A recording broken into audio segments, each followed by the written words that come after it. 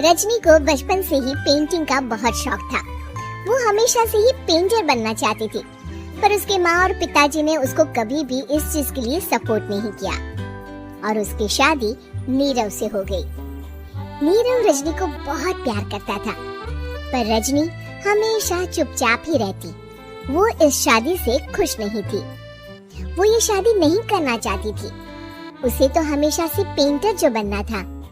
अपने इस सपने को वो नहीं पूरा कर पाई, इसलिए वो हमेशा उदास रहती थी। रजनी, बहुत ही बढ़िया फिल्म लगी है, कल देखने चले? नहीं जी, कल मुझे बहुत काम है, मैं नहीं जा पाऊंगी। अच्छा तो कोई बात नहीं, संडे को चलते हैं। देखिए, मुझे फिल्म देखना पसंद नहीं है। आपको जाना है तो चले जाइए। नीरव को मना करके रजनी वहाँ से चली जाती है और अपने बैग को खोलकर उसमें बंद पड़े ब्रश और कलर्स को देखकर रोने लगती है। रजनी, चलो ना कहीं बाहर खाने चलते हैं, कुछ तुम्हारी पसंद का।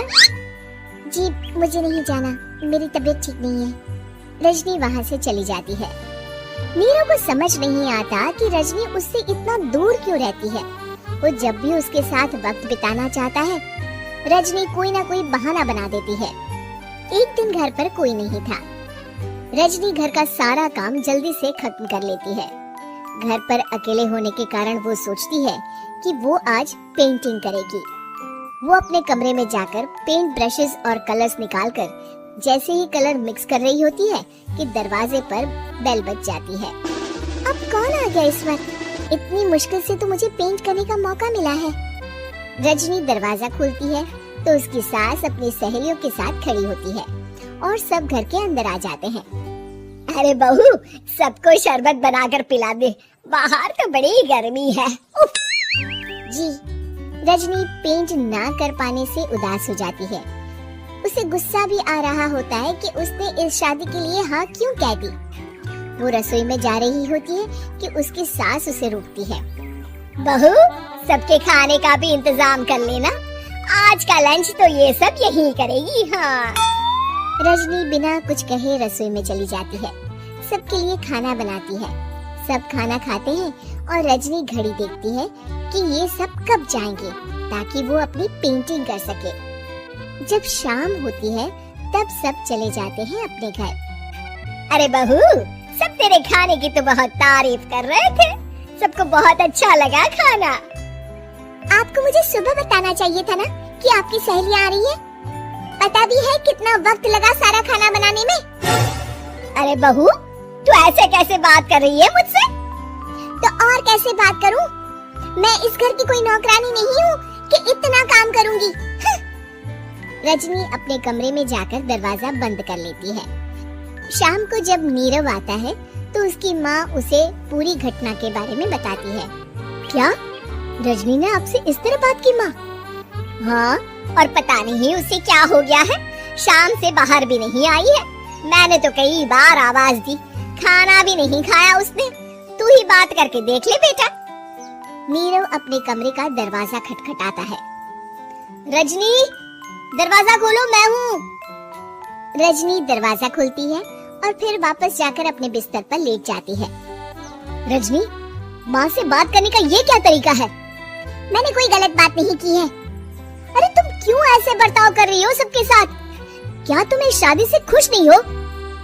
रजनी कुछ नहीं बोलती। अरे बताओ मुझे रजनी, क्या ये शादी तुम्हारी मर्जी के खिलाफ हुई है?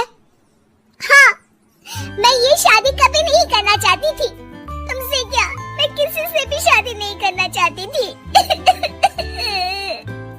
रजनी रोने लगती है। चुप हो जाओ रजनी, बताओ मुझे, तुम क्यों नहीं करना चाहती थी शादी? रजनी बेड के नीचे से अपने पेंटिंग्स, कलर्स, ब्रश, पेपर्स निकालती है।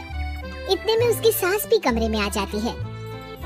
ये देख रहे हो, ये थे मेरे सपने। मैं पेंटर बनना चाहती थी, पर माँ पापा ने कभी सपोर्ट नहीं किया और मेरी शादी करवा दी। मेरे सारे सपने टूट गए। हर वक्त बस गुस्सा आता रहता है मुझे। मैं जानती हूँ कि आप लोगों की इसमें कोई गलती नहीं है, पर मैं क्या करूँ, मुझे समझ में नहीं आता।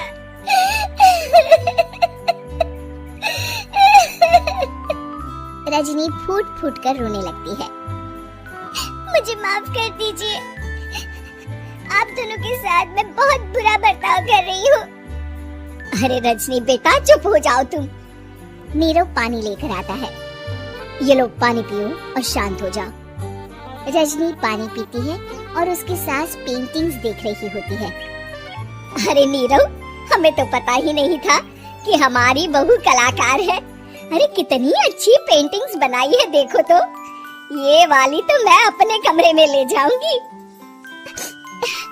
आपको ये पेंटिंग्स अच्छी लगी? अच्छी नहीं, बहुत अच्छी लगी। और तुमने हमें बताया क्यों नहीं? तुम जब चाहे पेंटिंग कर सकती हो रजनी।